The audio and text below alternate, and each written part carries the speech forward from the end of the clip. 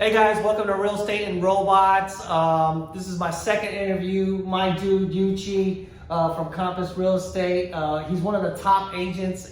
Well, not the top agents, but I would say like for the top rookie agents, I would say you and maybe Ellen are probably the top rookie agents of Compass of 2022. So congratulations on a successful last year, Yuqi. I definitely am very. My eyes opened up because of the success that you had for a first-time agent. I think like when I first met this guy, he had a listing, right? Property, and he did, usually a listing agreement is like 5%, but what did you do? You did a 6%. That's great. I mean, I think that showed a lot of confidence in who you are and what you can do. And the most important part of it is you actually came through. You sold the property, your client was happy, and it was a success, and that started off your sort of career. Yeah, that was challenging. It was challenging. I think it all comes down to a matter of mindset. Like especially at the start of your career, if you believe you're capable of charging 6%, that's how you're gonna set up your career. If you believe that you're only capable to charge 4%, that's how your career is gonna go. Well, you're making a lot of money for your clients, right? I mean, you're talking about millions of dollars for your clients, right? I mean, like the amount of money that your client made was more money than he'll ever have in his life. So I think getting paid for that service and for the the whole product from the beginning to the end, you definitely deserved that commission. Bravo. I appreciate that. Yeah, it comes down to what kind of value you offer to your clients too, right? Right. At the end of the day, they are paying a big chunk of that profit. Yeah, so. And you're also making them a lot of money too as well, right? Sure. So one of the things I wanted to ask you, because I think like for me, what's really impressive is that you have like a really hunger for knowledge, and I wanted to talk to you about like why you decided to get into real estate, how you started, and maybe you could tell the audience here what you're all about and where you started and how you became a real estate agent. Right. So when I was in community college, I went to a community college in Santa Barbara. It was one of the biggest party cities in LA, in all across the US, I would say. So I was just having my fun, enjoying my youth. Oh, you want to give some examples of what kind of? So when I was there,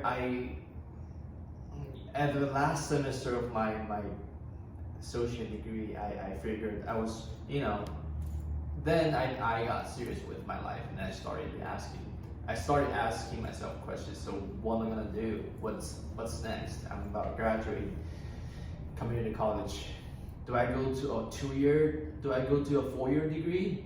Do I go to a 4-year school and get a further education in some degree? Yeah. Or there's something else I want to do? So one night I thought, I should do real estate. This is something that I think I have advantage for. I'm fairly good at communicating with people, and I think real estate is really about really getting the job done for your clients, like get the house sold, get the house in contract, and also you have to be able to gain people's trust. That's important, right? I think you and I talk it throughout, your real estate career, and like trust is the biggest thing, right? Because when someone is going to buy or sell like their biggest asset in their life, or one of the biggest lifetime purchases, or time to make money or sell their house, it's important that trust, communication, but trust is very, very important. I agree with you on that. Yeah. So how do you do that? How do you gain their trust? Like, is that something like you do? Like, what do you feel like there's like a certain time when you gain that trust? How's that earned? I think this is one of the things that I would argue it's one of those things that you can't learn in a college classroom. Oh, yeah, because this exactly. is how you gain trust from people, right? Right. I feel like this is one of the things that you either have or you don't, and I guess you can improve it. Yeah. you can improve your ability to gain trust from people. Sure. But I think a lot of it has to do with your natural ability, and also you have to be a decent person, right? You can't just be a Deceiving person. Yeah. and also have a very high capability of getting trust. Then that's not a good person. You're a fraud, right? Yeah, I think clients will be able to right.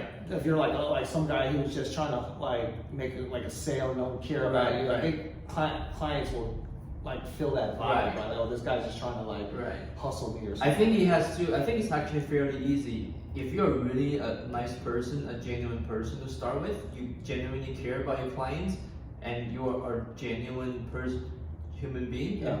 People can see that. People can see through that, right? So it's not really about the skill. It's sort of about your method of communication, right? You know, one of the things that I noticed about you when you were at the office at Compass, I noticed a lot of the top agents, like the ladies, especially the ladies, they really liked you. I think one of the things I remember, I forgot what's her name, but I remember, I think her name was not Valerie, but you know that lady that had like talked a lot. She's the Jewish lady that knew Janet Law in San Francisco, and she gave. What's her name again? When we met her, Joanna. Yeah, Joanna, right? She has $2. Yeah. Right, and I remember her just really coming up to me and saying, "I really like Yuqi. I really like Yuqi. He's a really humble guy." And I think when definitely talking to other agents, that does come across that like, hey, you're hungry to learn. You're humble, and you're asking for any like guidance or any knowledge that they may have accumulated throughout the years. And I think that I think the agents really, especially the agents that have been in the game a long time, really appreciate that, right? Because it's something that makes them, I think it's a very collaborative business, right? Like when I started in business, I don't think there was that many agents that would be very helpful. Like back, I think over a decade ago, agents were less about a team, more about individualism. But I think ever since like newer agents came along, like in the last 5 years, it's more collaborative. It's more sharing with the internet and with all that. So do you feel like that like helped you out a lot? Did you feel welcomed in the real estate business like when you first entered? Sure, definitely. For people like you, obviously you've helped me a lot for the past year. Whenever I had a question, I would just call you or email you. You were very good at responding and explaining to me and helping me a lot. And also, I think there were also a lot of people who were supportive in my real estate journey too. I think because I approached it at an angle where I'm new. Yep. You're veteran. You know a lot more than I do. Right. And can you teach me? So I came from an angle of that angle. Yeah, and I think that was the key, right? I think when you come across and do that and ask other people with that sort of humbleness, people like, I noticed like Joanne, they would tell me like, I really like Yuqi, and like, so I think that definitely helped you out a lot, right? That hunger for knowledge and that, just wanting to learn as much as possible. Can you tell me a little bit about like your highest real estate sale, and then and also tell me like what was your hardest deal and how you resolved it? Like what was sort of the ups and downs of real estate? Right.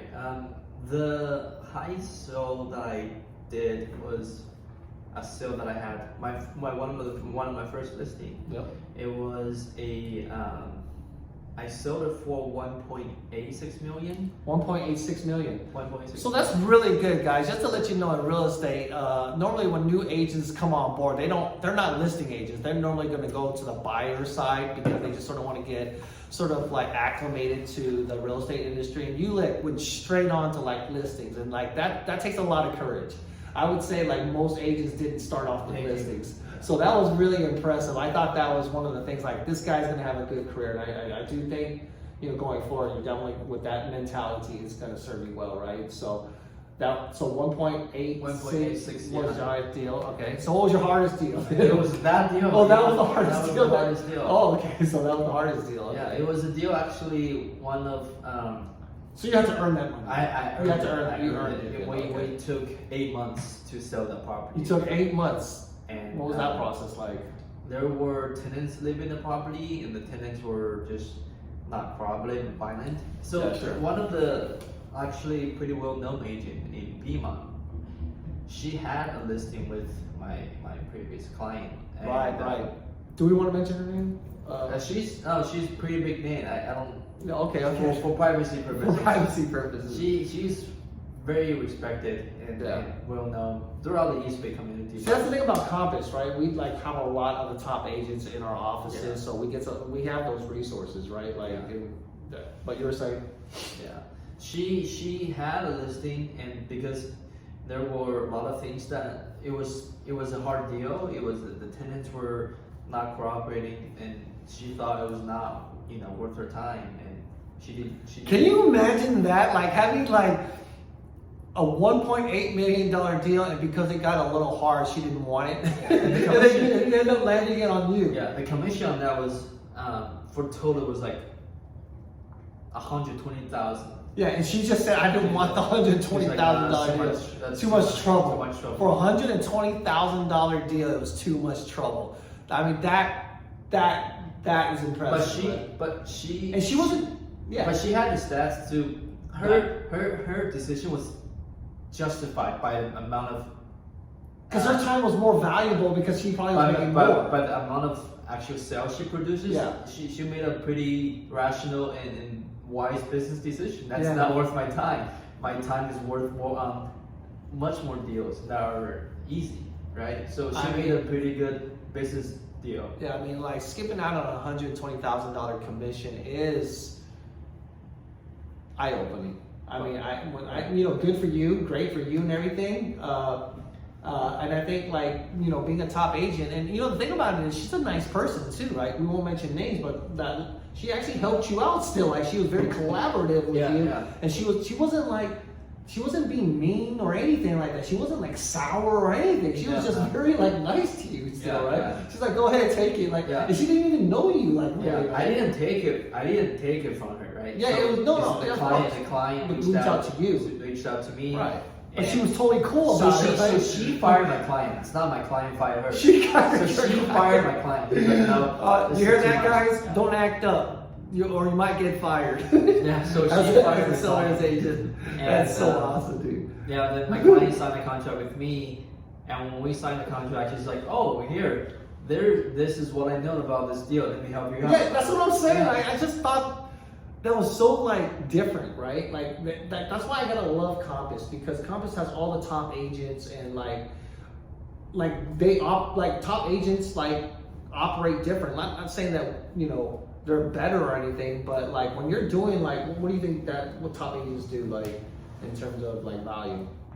I consider myself okay, but I'm not what they do. They're doing. I'm not giving up $120,000 commission listing, so that's not something that I'm not there. I'm not at that point where I could just blink my eye and say, oh no, it's too hard, even though it's a $120,000 commission. I'm not at that level, right? So what do you think where they're at? They're making $10 million volume, or I would say they're doing $100 million, right? Maybe $150 million. Are you talking about their gross commission? Yeah, the gross. They're probably doing 100, 150.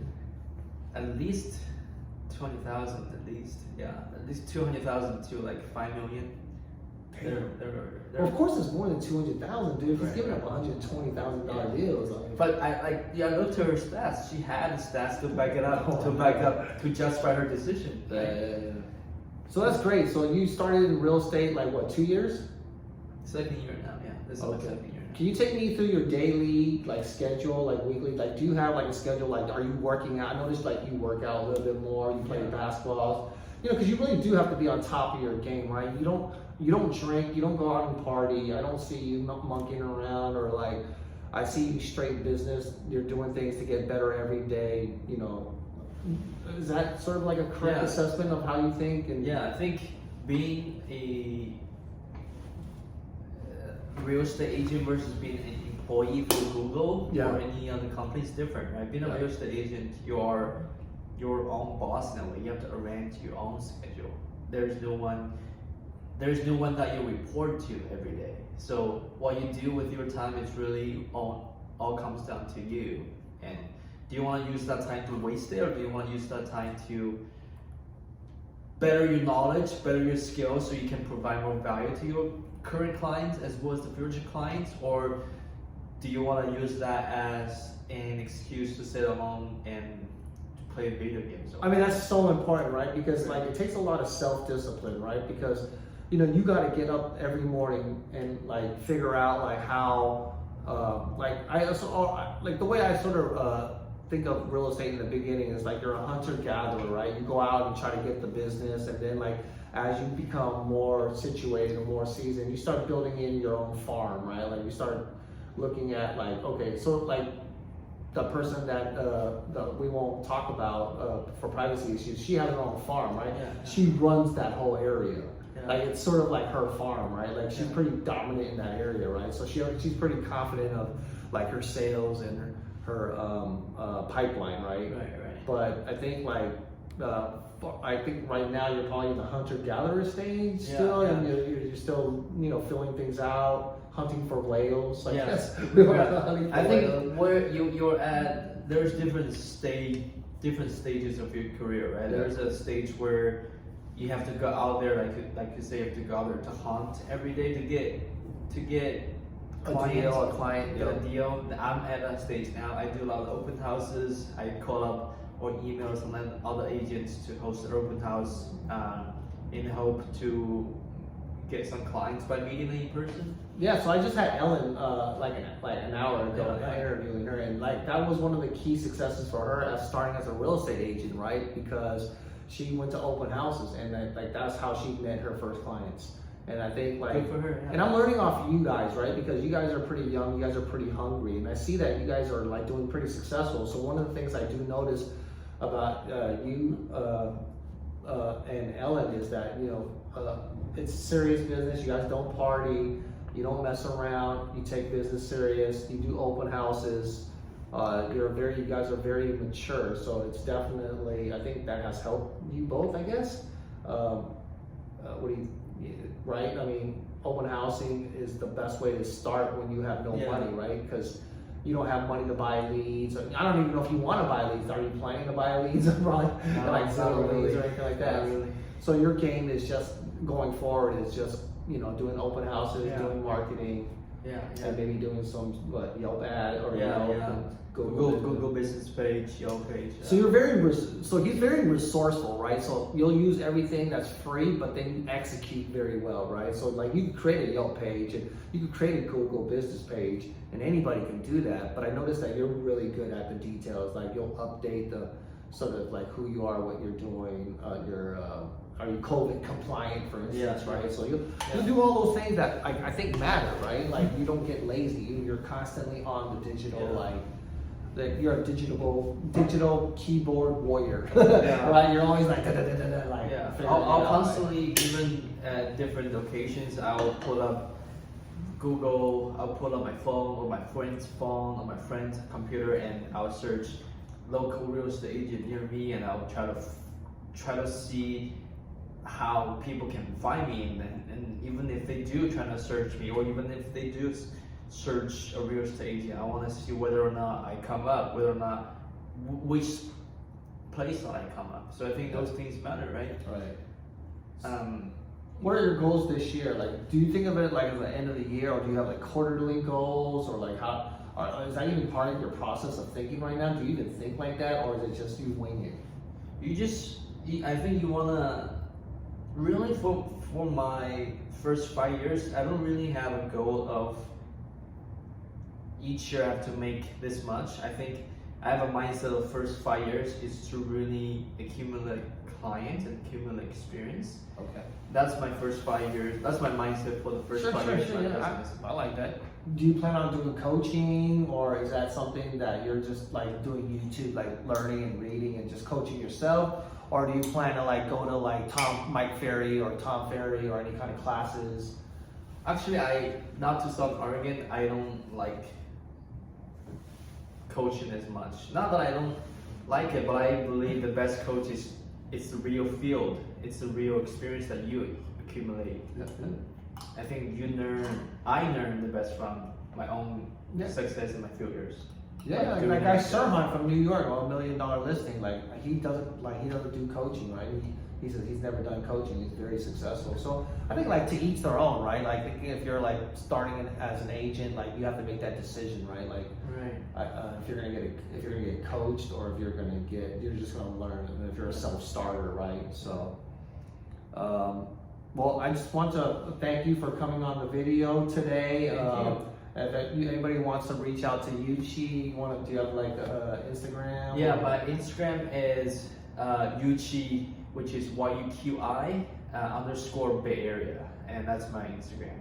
And when you go on my Instagram, my website is on my Instagram. Right, and you're also on Yelp, right? I'm on Yelp, Google Business page, and my team lead, which is Alden, he actually put me and noticed on the top of magazine. It's a Chinese magazine. We are the front cover page now, actually. Yeah, you're like, if you look at today's magazine, Chinese magazine, you are on the front page. So make sure you represent us well, Yuqi. You are my dude. And congratulations and happy Chinese New Year, brother. Thank you, you too. All right.